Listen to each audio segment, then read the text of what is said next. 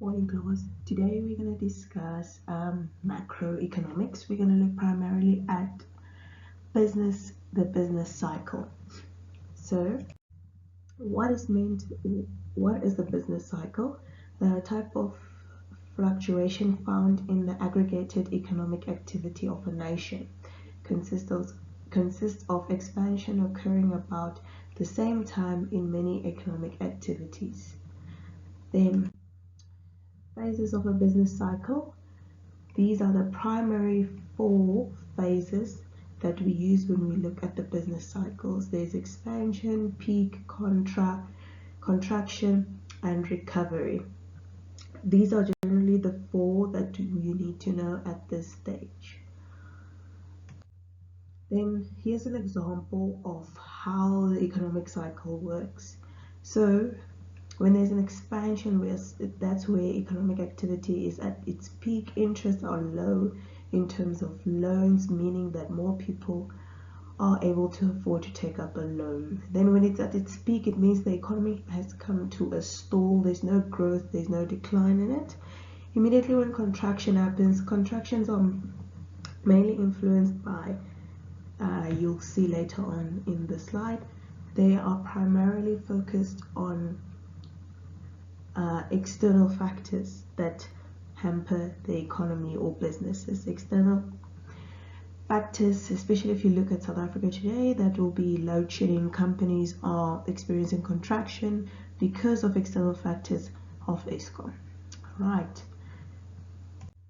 Then these are the factors that affect the business cycle. So it's business decisions. This will primarily be internal within the business itself, decision made by top management, maybe to cut suppliers, etc. Interest rates are determined by the Reserve Bank. This is external, as companies do not have influence over them unless you're working in the banking sector, but still the banking sector will primarily be influenced by the Reserve Bank. Consumer expectations is what you and I generally as the public expect from businesses. So these are your general expectation, what you like, what your dislikes are in terms of what that company is offering. External issues are things like war, when the country is experiencing war, or political instability, etc. Then when we look at factors, there's particularly in this chapter, external factors will be your primary focus. External factors, the shift from consumer products and capital goods. The following will fall: income will fall, employment will fall, and economic activity. Because there's no income and because there's lack of employment, economic activity will fall because the lack of those two. So then overall what happens as well in the country is that the GDP will fall. Then here is external factors versus internal factors. Remember at the previous slide, let me see if I can find it. Okay, on the previous slide I spoke about external factors and how they impact our business and that they can be split into two categories. Internal factors will primarily be business orientated, your business decisions, while external factors will be things that the business unfortunately has no control over. So here are a few examples. There's fluctuations in demand. So this primarily means that the company, the demand for the good or the services that the company is offering is declining. There's fluctuations in investment. That means people are probably coming in and investing less over a less period of time, or investing but the period of time is shorter than normally. Variation in government spending and macroeconomic policies. This you will touch on later. These are just policies that government use to ensure that the company's GDP growth is not hampered by certain decisions in terms of interest rate and etc. Money supply, that will generally just be what the country in general has in terms of money supply. Is there a need for more money to be issued? This will normally happen when there is an increase in your employment, increase in income, and this will allow the money supply to be increased in general. Then your external factors.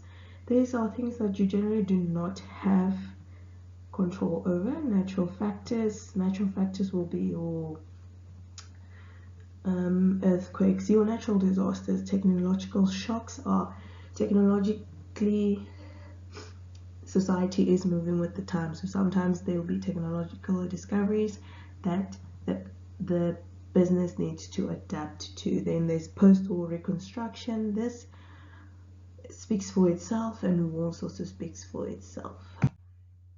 Here's a practical example of a business cycle. While it looks at overall the country as a whole, there is an example. There are 4 countries. There's the United States, Great Britain, Germany, and France, and how they have performed over time. So you will see, if you remember when the wars were, if you look at the time frame, there were times where some of them really did contracted over time because of the war that broke out. So this is just an example. Then these are the potential questions that you might get when it comes to the business cycle. What is a business cycle? It's theoretical questions. Sorry. What is a business cycle? The factors that determine a cycle. What causes a cycle to expand and retract? These 2 questions will be touched on further as we further elaborate on the business cycle. What causes it to expand? What causes it to retract? These 2 questions will be answered in further lessons. There are 4 primary phases of a business cycle. Remember, there's primary phases. So these are the phases that we touched on briefly. And then what causes a recession? This question, along with question 3 and 4, will be discussed in a later lesson. Or what can happen is they'll be asking you to discuss the business cycle and give examples. If you remember in the previous slide, there was an example of war, where the time frame, if you look at the countries such as Germany, who had war between certain time frames, which caused their economic participation to contract because of the war. Right, the lesson will be continued as we look at what causes expansions and what is recession. Yeah.